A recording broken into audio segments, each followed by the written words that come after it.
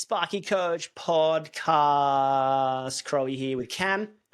What's up? Just look at yourself in the mirror and say, "Where's my mojo, baby?" What's mojo? It's Austin Powers. Austin Powers. What does he say again on the mojo? I Some used to know it. someone's driving along screaming Yeah, they're about just what like it is. yelling at us. I keep wanting to say, "I've got my mojo, baby, yeah," but it's I think- like, "Do I make you horny, baby, yeah?" It's Yeah, something. I'm pretty sure that's it. I've lost my mojo. That's it. I lost my mojo. Anyway, talking about Austin Powers Day and the fembots, which were a great time to be alive. I prefer the laser sharks, but anyway. Yeah, the sharks with laser beams. Anyway, so talking about the fembots and the laser beams, and talking about mojo, how you sort of ride the waves of business. You're going to wane in motivation, and you're going to excel in motivation at certain points in business. Sometimes, you got to look at yourself. You get down off that. You land that job. You land that staff member. You make a cold call and the trade gods shine upon you and you land that client, like whatever. Let's see, something good happens and you're like, yeah, run at me, life and business. And it's amazing how much something else can happen. You lose a staff member, you lose a client, you get an email and you can just drop.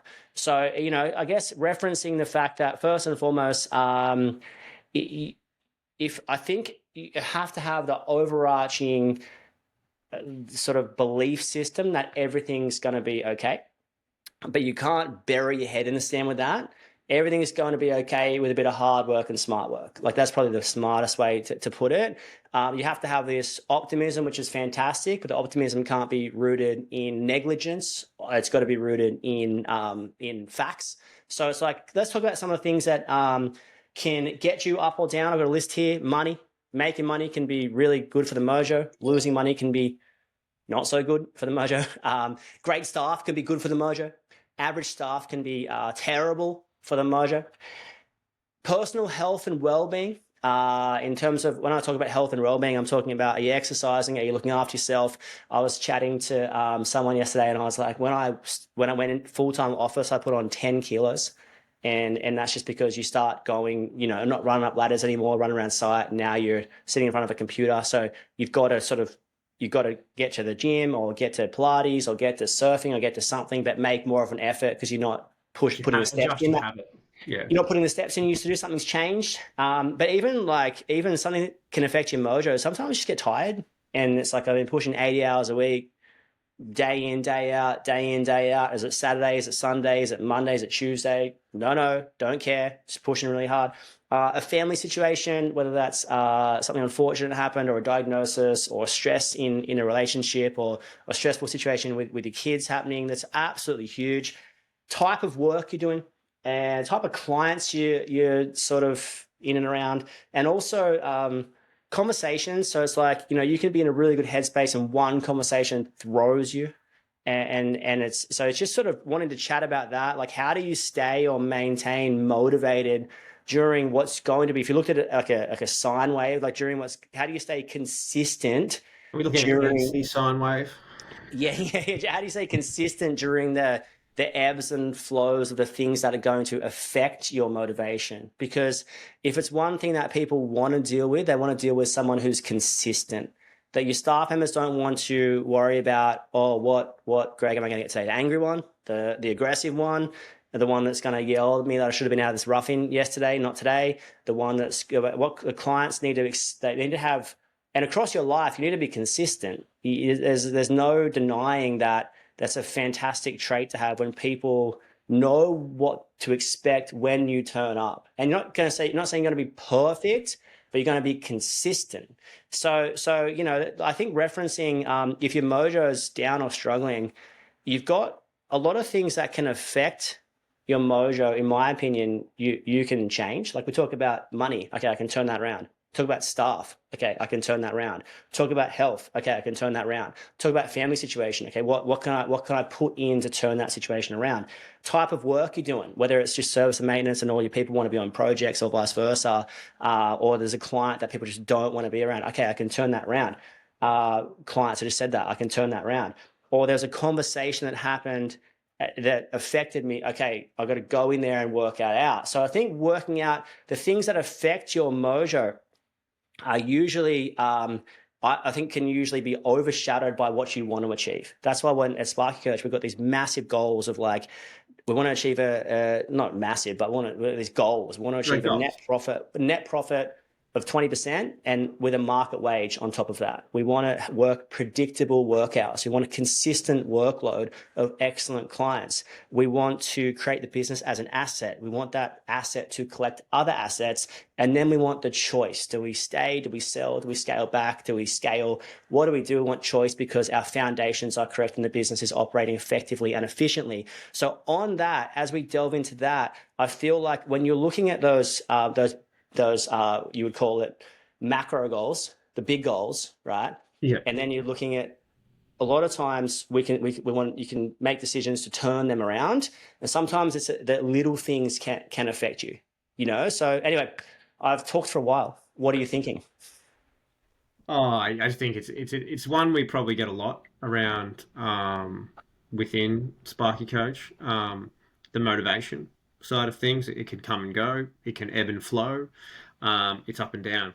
They're all the same things, just said differently. In case you weren't aware or sure of where I was going with that. I think, like anything, you touched on it before. It's inevitable that it will happen, but I think if you can minimize it is the key here. And what I mean by minimizing is minimizing it leaving the room, so it exiting the building, sort of thing. So consistency around it, and I have talked about it before, and have talked about it actually in a couple of other podcasts as well.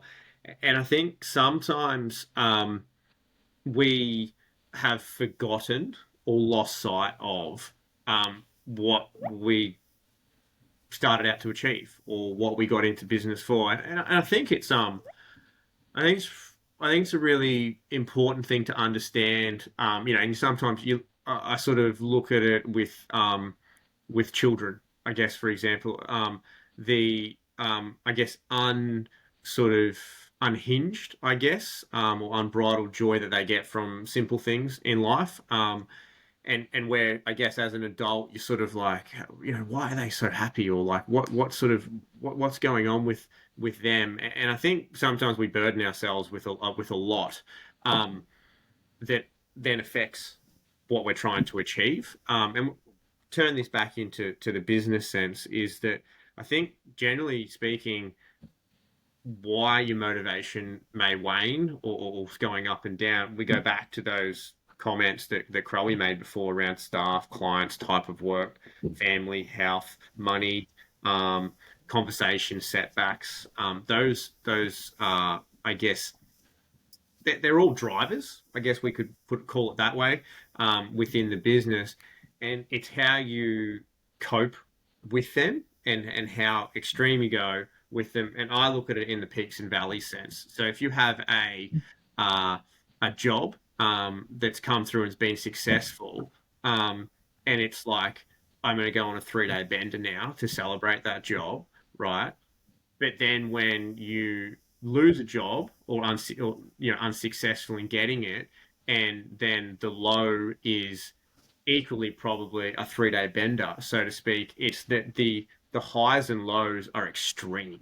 Like that I would say that that's a pretty extreme reaction to it all, and it's about bringing it back in to centering it a little bit to create some kind of consistency around it. So like, yeah, winning that job, that's awesome. Really, really good. And yeah, depending on the type and size and how long you've been working on it for, yeah, there is cause for celebration. But I think let's keeping it in check, because what you're creating is this, I feel, and I'm no like expert or anything like this, but I feel like it creates this unachievable sort of up and down, which is really detrimental to you personally. And I think just want to touch on what you also said there, Crying, I guess reiterate it a little bit, is that I don't think there's anything within these ups and downs, any of these key drivers that can't be addressed. And I think one of the things that affects these motivations within it all is that it's not addressed soon enough. And I think that's really important to recognize that um, if things are left unspoken, if things are left unsaid, if things are left to, I guess, leave to the trade gods, so to speak, this is when they sort of snowball and then they start to get out of control to an extent, as opposed to just addressing it. And it becomes like a small issue instead of a large issue. Yeah, my encouragement to everyone is to be work out like what was life like when you had a good mojo? You know, when you were, I dare say, you know, you're going to write out some things. You might have been like, I was hanging out, I had a date night if you've got kids. I spent some quality time with the kids. So, okay, so that might mean putting your phone in the bin between 4 o'clock and 7 o'clock and just spending time with the kids. It might have been like I was working a manageable and reasonable amount of work hours. It might be I was surfing a bit or I was exercising every single morning at the gym. I was in a good headspace, a good rhythm. So identifying what puts you in a good rhythm, it might have been working for great clients. It might have been a combination of personal and business. It might be that an underperforming staff member's thrown you into this abyss of like, I don't even want to go to my own business or a client or a job you've underpriced. Okay, cool. So what happens to the underpriced job? I think you see it through when you finish it and you learn from it and you don't make that mistake again. But you can only see it through and finish it. You need to see it through with a good attitude and you need to finish it knowing what it cost you so you don't make that mistake again. So it's like you need to work out what you can and can't do. But I encourage everyone, like write down when you had a good day, a good week, what did it look like? And what was good about it? What made it good? What made you excited? What fills your cup? You know, and I think that's incredibly important to ask yourself so you can fill your own cup. You need to learn how to fill your own cup and how to sort of look after yourself and how, you know, and I think with having those larger goals, those macro goals, you might say, you know, you're less the day, every day is going to present itself with an obstacle or something great's going to happen. So if you're riding the waves of good, bad, good, bad, good, bad. And maybe if you see everything is good, you know, okay, even the bad things, what did I learn from it? What can I take away from that? How can I be better next time? The good things, okay, that was great. How do I repeat that? You know, that job made 40% net profit, 30% net profit. Let's do that again. Keep that price book. That job made zero. We lost money. Change that price book. You know, so working out, like seeing everything in a holistic sense of peeling toward those goals we were talking about before, and then taking steps in towards it. So if you know your health is not where it should be, you might not have to get to the gym every single day. You might just go Monday, Wednesday, Friday, or maybe just Monday, Tuesday at this point. It's not about reinventing the wheel. It's about working out what makes the wheel spin and then continuing to do it. And I think I said this in the podcast with Tom from Rylak. Shout out to Tommy, who I know is listening. Love that guy. But like sometimes as business owners, we steer away, we work out, we get in a good rhythm, and then we steer away from what works. And so we're steering as much as everyone wants to talk about a rough-in checklist, a fit-off checklist, a process to guide your business. Have a process to guide your life. Like when you're in a good rhythm, I exercise in the mornings. I get to work 10 minutes early. I have a coffee at 9 o'clock. You know, I'm with the kids from 4 till 7. I go surfing on the weekend. My partner's exercising. Like work out what puts you in a good rhythm and repeat it. It's incredibly important to do. And so often the writing's on the wall, but we try and look at the different wall. It's like you already know what works, just repeat that again and again. So that's my sort of 2 cents with finding the mojo. I think like don't be governed by the ups and downs. You're going to win jobs, you're going to lose jobs. You're going to but it's like you're going to win stuff, you're going to lose stuff.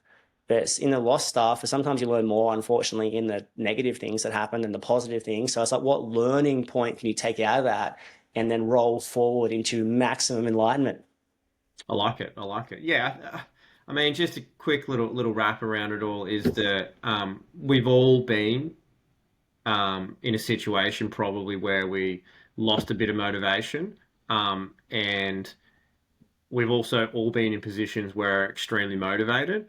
And I think it's being on the side of being on the motivator side of things where I think overall um, life is a lot more enjoyable. And I think to be aware of that and acknowledge that and then understand what got you there, and the things that you were doing to be in that position and go back there and get to that position, because a lot more enjoyable being in that state than being on the other side of it all.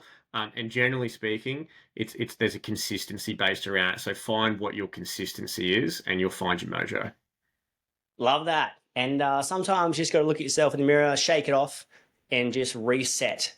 It's just unplug it and plug it back in again. That's sometimes all you need. I will finish with this. Sometimes you just need a good old fashioned holiday, and that's it. You need a night away, 2 nights away, camping at the Marriott with some fish in the pool somehow. Do something for yourself. Doesn't matter. Go to Fiji, enjoy, and we'll see you guys soon. Peace.